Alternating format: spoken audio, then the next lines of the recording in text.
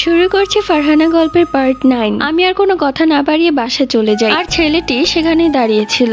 আমাকে এভাবে অস্বস্তিকর দেখে মা বলল, কিরে ফারহানা, কি হয়েছে, এভাবে হাঁপাচ্ছিস কেন? তখন আমি মাকে বললাম, যেন বাইরে একটা ছেলে দাঁড়িয়ে আছে। কালকে যখন আমি আর স্নেহা ছাদে গিয়েছিলাম তখনও সে ছেলেটা আমাদেরকে দেখছিল, আর এখন আমাদের বাড়ির বাহিরেই দাঁড়িয়ে আছে। কি বলছিস, কোন ছেলে? দেখি তো, চল আমার সাথে। তখন আমি মাকে নিয়ে বাহিরে গেলাম, গিয়ে দেখি সেখানে কেউ নেই, মানে ছেলেটা চলে গেছে। মা আমাকে বলল, এর পরের বার যদি ছেলেটাকে আবার দেখিস তাহলে আমাকে ডাক দিবি। এরপর আমি আমার কলেজ ড্রেস চেঞ্জ করে ফ্রেশ হয়ে নিলাম। ঠিক অমনি মা আমাকে ডাকলো, কিরে ফারহানা, খেতে আয়, খাবার ঠান্ডা হয়ে যাচ্ছে তো। এরপর আমি গিয়ে খেতে বসলাম। সেই রাতে মা আর বাবাকে কিছু বলে না, কারণ বাবা আমাকে নিয়ে অনেক বেশি চিন্তা করে। পরের দিন সকালবেলা আমি কলেজে যাওয়ার সময় দেখলাম সেই ছেলেটি আমাদের বাড়ির কিছুটা সামনে বাইকের ওপর বসে আছে। কালো রঙের একটা শার্ট পরেছে, তাও আবার বোতাম খোলা, এবং চোখে পড়েছে সানগ্লাস। এমন ভাবে বসে আছে যেন কোনো সিনেমার নায়ক। আমি তাকে দেখেও না দেখার ভান করে সোজা হেঁটে যাচ্ছি। ঠিক পেছন থেকে সে আমার নাম ধরে ডাক দেয়, হে ফারহানা।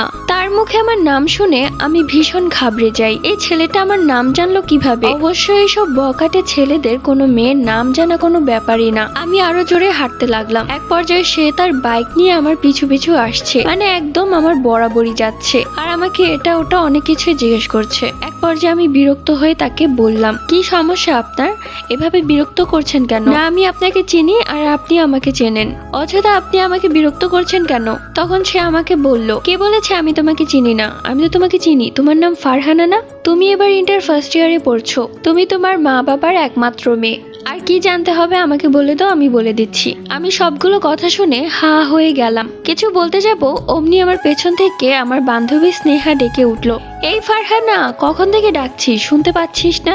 আমি ছেলেটির সাথে কোনো কথা বললাম না। স্নেহাকে নিয়ে সোজা কলেজে চলে গেলাম। কলেজে গিয়ে স্নেহাকে সবকিছু খুলে বললাম। তখন স্নেহা আমাকে যা বললো তা শুনে আমার মাথায় ঘুরে গেল। সরি দোস্ত, আমাকে কালকে ছেলেটা এমন ভাবে ধরেছিল আমি এসব বলতে বাধ্য হয়েছি। কালকে যখন আমি টিউশন পড়ে বাড়ি ফিরছিলাম ঠিক তখন ছেলেটা বাইক নিয়ে আমার বাড়ির সামনেই দাঁড়িয়েছিল, আর আমাকে বারবার তোর ব্যাপারে জিজ্ঞেস করছিল। এমন ভাবে জিজ্ঞেস করছিল যে আমি খুব ভয় পেয়ে গিয়েছিলাম, আর আমি সবকিছু বলে দিয়েছি। কি, তার মানে তুই বলেছিস সবকিছু? তুই আমার বেস্ট ফ্রেন্ড হয়ে তুই এটা কি করে করতে পারলি স্নেহা? এটা আমি তোর থেকে কখনোই আশা করিনি। তুই আমার সাথে আর কথা বলবি না। ফারহানা, বোঝার চেষ্টা কর আমার সিচুয়েশনটা। আমি একা ছিলাম, কলেজ শেষ হলো, এখন বাড়ি যাওয়ার পথে আমার ভীষণ ভয় করছে। আর স্নেহার সাথেও আমি কথা বলা অফ করে দিয়েছি, তাই একা একা যেতে আমার ভীষণ ভয় লাগছে। তাই আমি এক প্রকার সেধেই স্নেহার সাথে কথা বলতে লাগলাম। বাড়ির সামনে যেতেই দেখলাম ছেলেটি দাঁড়িয়ে আছে। এবার ঠিক করলাম বাবাকে বলে দিব।